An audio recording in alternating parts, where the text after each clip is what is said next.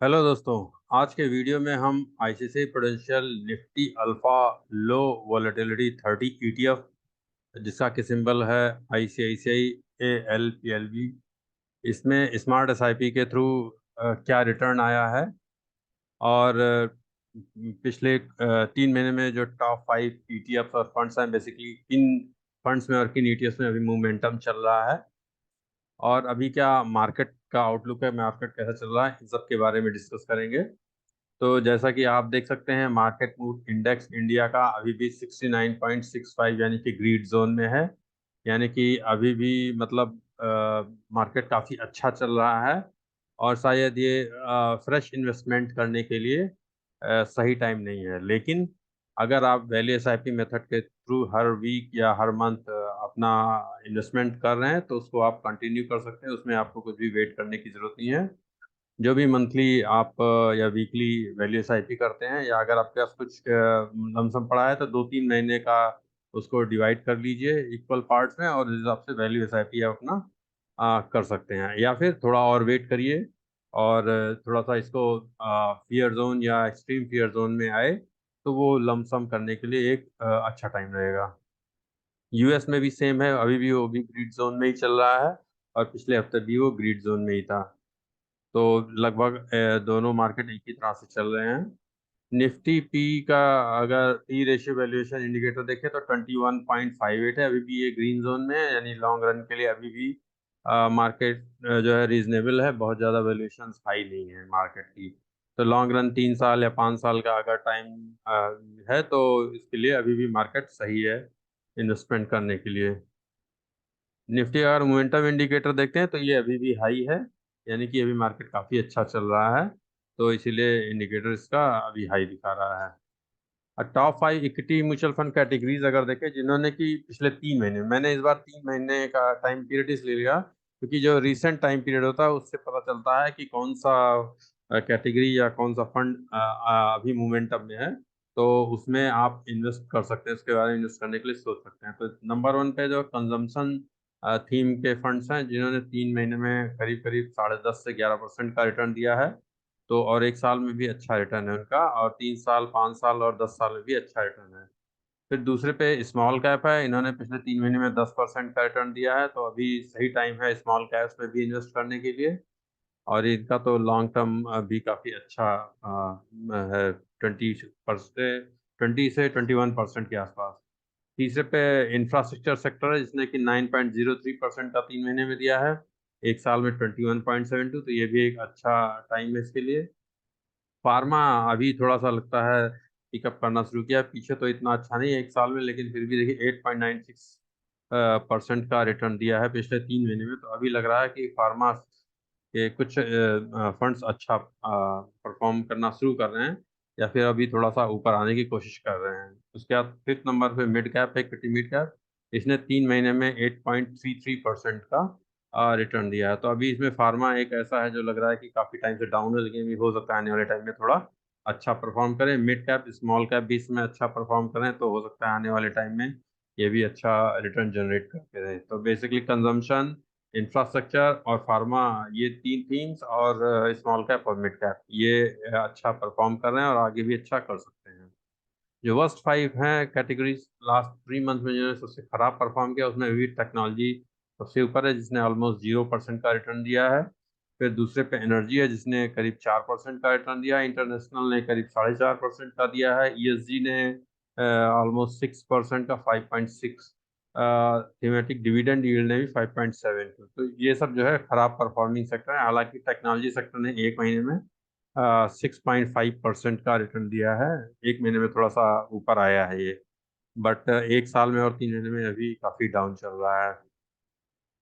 Top 5 equity funds last 3 months में अगर देखें किनमें जिनमें काफी मोमेंटम है, नंबर 1 पे एफएमसीजी का ईटीएफ है आईसीआईसीआई प्रूडेंशियल का। एफएमसीजी सेक्टर काफी अच्छा कर रहा है, तो अभी आप चाहें तो कंसीडर कर सकते हैं। 1 साल में भी इसने करीब 34.83% का रिटर्न दिया है। दूसरे नंबर पे स्ट्रेंजली एफटी कोटक निफ्टी अल्फा 50 ईटीएफ आ गया है। ये ऐसा ईटीएफ है जो कि बहुत ज़्यादा वॉलेटाइल है, तो अगर आप इस तरह के ETF में कभी बहुत ज़्यादा या कभी बहुत ऊपर नीचे बहुत ज़्यादा वॉलेटिलिटी होती है, उसमें इन्वेस्ट कर सकते हैं, तो ये एक अच्छा रिटर्न दे सकता है लॉन्ग रन में। अभी 3 महीने में 14% का रिटर्न दिया है, उससे ज़्यादा का, बट देखिए 6 महीने में निगेटिव रिटर्न है और 1 ईयर में भी इसका निगेटिव रिटर्न है। सबसे खराब परफॉर्मिंग ETF में था लास्ट 1 ईयर में, ETF और फंड्स मिला के। लेकिन अभी इसमें काफ़ी मोमेंटम शुरू हो गया है। उसके अलावा ग्रेटर कंज्यूमर माइरी एसेट का है, इसने 14.04% का रिटर्न दिया है। यूटीआई का ट्रांसपोर्टेशन एंड लॉजिस्टिक्स, इसने भी 14% से ज़्यादा का रिटर्न दिया। महिंद्रा एंड मैनुलाइफ का consumption, so basically consumption, FMCG, ये सब अच्छा कर रहे हैं इस समय। और जो वर्स्ट 5 है लास्ट 3 मंथ में, उसमें एक्सिस का ETF है, Kotak Nifty ETF, SBI, so base 5 के 5 जो है वो आईटी के है। तो 3 महीने में सबसे खराब जो परफॉर्मेंस है वो आईटी की ही है। अच्छा, जो आज वैल्यू एसआईपी के लिए जो हमने फंड सिलेक्ट किया है, आईसीआईसीआई प्रूडेंशियल का निफ्टी अल्फा लो वोलेटिलिटी 30 ETF है। ये बेसिकली एक फैक्टर इंडेक्स के बेस पे है, जो कि निफ्टी अल्फा लो वोलेटिलिटी 30 इंडेक्स है, वो उसका बेंचमार्क है। और इसका लॉन्च डेट है 11 अगस्त 2020। आईसीआईसीआई प्रूडेंशियल का है, जब से लॉन्च हुआ तब से इसने 17.89%, ऑलमोस्ट 18% का रिटर्न दिया है। कोई भी एग्जिट लोड वगैरह नहीं, क्योंकि ये एक ETF है। एसेट साइज अभी इसका 392 करोड़ का है और एक्सपेंस रेशियो 0.42% का है। और अगर ईयर वाइज रिटर्न देखें तो 2021 में इसने BSE 100 को आउट परफॉर्म किया है। हालांकि 2022 में इसका निगेटिव रिटर्न रहा है, इसने अंडर परफॉर्म किया है। इसी तरह अगर इसका अभी पोर्टफोलियो देखते हैं तो 99.94% सारा कुछ इक्विटी में ही है, जिसमें कि जायंट एंड लार्ज में ऑलमोस्ट सबसे ज़्यादा, मिड कैप में ओनली 11.75% का है, स्मॉल में कुछ भी नहीं है। तो ये बेसिकली लार्ज कैप ओरिएंटेड एक तरह से देखा जाए तो पोर्टफोलियो है, जिस तरह के लार्ज कैप फंड्स का पोर्टफोलियो होता है उस टाइप का इसका एक पोर्टफोलियो है। Top 10 stocks, total number of stocks में सिर्फ 30 है और टॉप 10 जो है 44.02% है। और जो हमने इसका बैक टेस्ट किया है वैल्यू एसआईपी का, वो 21/8/2020 से जब से लॉन्च हुआ है उस वीक से लेके और एंड डेट अभी 2/6/2023 का, 2 जून 2023 तक का किया है।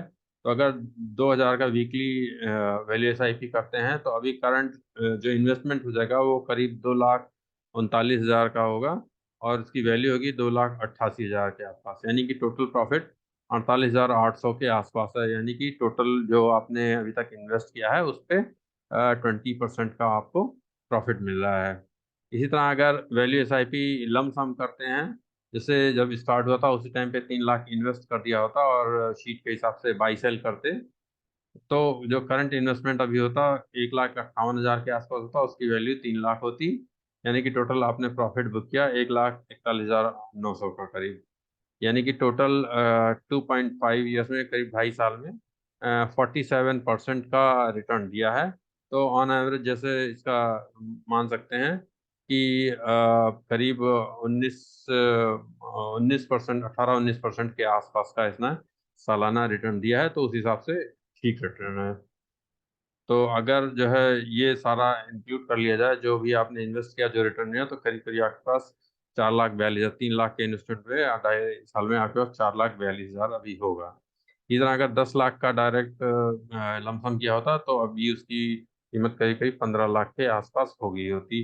करीब 50%, मान लीजिए 50% के आसपास का आपको रिटर्न इसने 2.5 साल में दिया है। जबकि पिछले 2-2.5 साल से मार्केट उतना अच्छा नहीं कर रहा है। तो इस हिसाब से देखा जाए तो एक ठीक ठाक लार्ज कैप टाइप का ये ETF है, उस हिसाब से अच्छा रिटर्न दिया है। तो आज के लिए इतना ही। अगर अभी तक आपने इसको सब्सक्राइब नहीं किया है तो सब्सक्राइब करिए और इस वीडियो को अपने फ्रेंड्स के साथ शेयर भी कीजिए। आज के लिए इतना ही। Thank you.